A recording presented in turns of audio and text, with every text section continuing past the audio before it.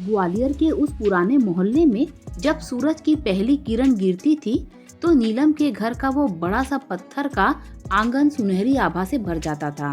नीलम, जिसकी शादी को अब 5 साल बीत चुके थे, रोज सुबह उठकर उस ठंडे पत्थर पर पानी छिड़कती। उसकी सोंधी खुशबू पूरे घर में फैल जाती थी। उसके पति विमल शहर की एक बड़ी कंपनी में दिन रात काम में डूबे रहते थे। विमल स्वभाव से थोड़े सख्त और कम बोलने वाले थे, जिसकी वजह से नीलम के मन की बातें अक्सर उसके मन के किसी कोने में दबी रह जाती थी। घर की चार दीवारी में उसे ऐसा महसूस होता था जैसे वह बस एक मशीन बन गई है, जिसका काम सुबह चाय बनाना, खाना पकाना और रात को सो जाना है। उन दिनों फरवरी की हल्की गुलाबी ठंड पड़ रही थी। सुबह की हवा में एक अजीब सी सिहरन थी जो शरीर को छूकर निकल जाती थी तो मन भी कांप उठता था। नीलम ने अपनी पीली सूती साड़ी का पल्लू कसकर कमर में लपेटा और रसोई में चाय बनाने चली गई। घर के अंदर मसालों की महक और तुलसी के बिरवे की खुशबू हमेशा बसी रहती थी। विमल जल्दी में चाय पीकर दफ्तर निकल जाते, बिना यह पूछे कि नीलम की तबीयत कैसी है या उसने रात को ठीक से नींद ली भी या नहीं। उस खालीपन को भरने के लिए घर में सिर्फ एक ही इंसान था, वह था उसका छोटा देवर सुमित। सुमित स्वभाव से बहुत चंचल और हंसमुख था। वह अभी कॉलेज की पढ़ाई कर रहा था, लेकिन उसकी समझदारी अक्सर बड़े बड़ों को मात दे देती थी। जब विमल दफ्तर चले जाते तो सुमित ही था जो घर के सन्नाटे को अपनी बातों से जीवंत कर देता था। वह अक्सर नीलम की मदद करने रसोई में आ जाता और छोटी छोटी बातों पर उसे हंसाने की कोशिश करता। एक दोपहर जब नीलम आंगन में बैठकर मटर छील रही थी और सूरज की गुनगुनी धूप उसके चेहरे पर पड़ रही थी, सुमित पास आकर बैठ गया। उसने देखा कि नीलम की आंखों में एक अजीब सी उदासी है, जैसे वह कुछ कहना चाहती हो पर कह न पा रही हो। सुमित ने धीरे से एक मटर की फली उठाई और उसे छीलते हुए कहा कि भाभी, आज आपकी पसंद के आलू के पराठे बनाएं क्या? नीलम ने फीकी मुस्कान के साथ उसकी ओर देखा और कहा कि तेरे भैया को पराठे भारी लगते हैं, सादा खाना ही बनेगा। सुमित को यह सुनकर थोड़ा बुरा लगा। उसने महसूस किया कि नीलम की पूरी जिंदगी विमल की पसंद और नापसंद के इर्द गिर्द सिमट कर रह गई है। उसने जोर देकर कहा कि भैया तो शाम को आएंगे, दोपहर में हम अपनी पसंद का खाना खाएंगे। सुमित की इस छोटी सी जिद ने नीलम के मुरझाए हुए चेहरे पर थोड़ी रौनक ला दी। दोपहर का वक्त था। बाहर गली में चूड़ी बेचने वाले की आवाज गूंज रही थी। सुमित ने देखा कि नीलम अपनी कलाई की पुरानी कांच की चूड़ियों को देख रही है, जो अब फीकी पड़ चुकी थी। बिना कुछ कहे सुमित बाहर गया और 1 दर्जन चटक हरी चूड़ियां ले आया। जब उसने वो चूड़ियां नीलम को दी तो नीलम की आंखों में आंसू आ गए। यह सिर्फ चूड़ियां नहीं थी, बल्कि वह एहसास था कि इस घर में कोई तो है जो उसकी छोटी छोटी खुशियों का ख्याल रखता है। सुमित ने बड़े प्यार से कहा कि भाभी, आप हमेशा दूसरों के लिए जीती हैं, कभी खुद के लिए भी मुस्कुरा लिया करें।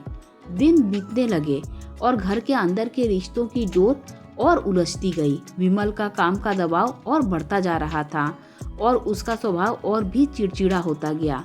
एक दिन रात विमल ने खाने की मेज पर नमक कम होने की बात पर नीलम को सबके सामने बहुत सुना दिया। नीलम की रुलाई फूट पड़ी और वह अपने कमरे में चली गई। उस रात सुमित को नींद नहीं आई। उसे समझ नहीं आ रहा था कि जो इंसान घर को संभालता है, उसे ही सबसे ज्यादा अपमान क्यों सहना पड़ता है। अगले दिन सुमित ने विमल से बात करने की कोशिश की, लेकिन विमल ने उसे छोटा समझकर झिड़क दिया। घर के उस माहौल में नीलम को लगने लगा था कि उसकी अहमियत एक सजावटी सामान से ज्यादा कुछ नहीं है, लेकिन सुमित का साथ उसे टूटने से बचाए हुए था। वह कभी उसे नई किताबें लाकर देता तो कभी घर के कामों में हाथ बटाता। एक बार जब नीलम को तेज बुखार आया तो विमल ने दफ्तर जाना जरूरी समझा, लेकिन सुमित कॉलेज छोड़कर दिन भर नीलम के सिर पर ठंडी पट्टियां रखता रहा।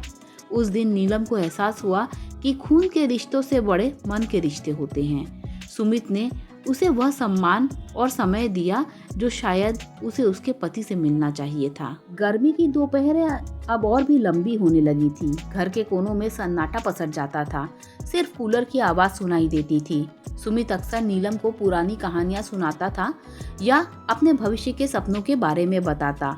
नीलम को सुमित की बातों में वह सुकून मिलता था जो उसे इस पूरे घर में कहीं नहीं मिलता था। लेकिन समाज और परिवार की नजरें हमेशा इतनी सरल नहीं होती। पड़ोस की चाचियों ने धीरे धीरे बातें बनाना शुरू कर दिया कि देवर भाभी में कुछ ज्यादा ही मेलजोल है। इन बातों ने नीलम के मन में डर पैदा कर दिया। नीलम ने सुमित से दूरी बनानी शुरू कर दी। अब वह सुमित से कम बात करती और ज्यादातर समय अपने कमरे में ही रहती। सुमित यह बदलाव महसूस कर रहा था। उसे समझ में आ गया था कि समाज की गंदी सोच ने उसके पवित्र रिश्ते पर भी सवाल उठा दिए हैं।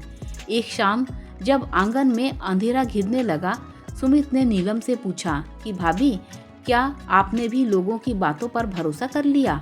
नीलम खामोश रही। उसकी खामोशी में हजारों सवाल और दर्द छुपे थे।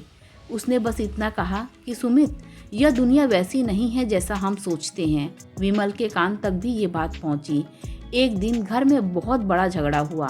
विमल ने बिना कुछ सोचे समझे सुमित पर इल्जाम लगा दिए और नीलम के चरित्र पर भी उंगली उठा दी। वह रात उस घर के लिए सबसे काली रात थी। नीलम ने पहली बार अपनी आवाज उठाई और विमल से कहा कि जिस रिश्ते में भरोसा ना हो वह रिश्ता बोझ बन जाता है। उसने सुमित का पक्ष लिया और कहा कि इस घर में अगर किसी ने मुझे इंसान समझा है तो वह सुमित है। विमल अपनी गलती पर शर्मिंदा होने के बजाय और भी गुस्सा में आ गए। अंत में सुमित ने फैसला किया कि वह शहर जाकर अपनी आगे की पढ़ाई करेगा और नौकरी ढूंढेगा ताकि घर की यह कलह खत्म हो सके। जाते वक्त सुमित ने नीलम के पैर छुए और धीरे से कहा कि भाभी, आप अपना ख्याल रखना। मैं बहुत जल्द आपको यहाँ से सम्मान के साथ ले जाने लायक बनूंगा। नीलम की आंखों से आंसू थम नहीं रहे थे। सुमित के जाने के बाद घर फिर से उसी सन्नाटे में डूब गया। लेकिन अब नीलम पहली जैसी कमजोर नहीं थी।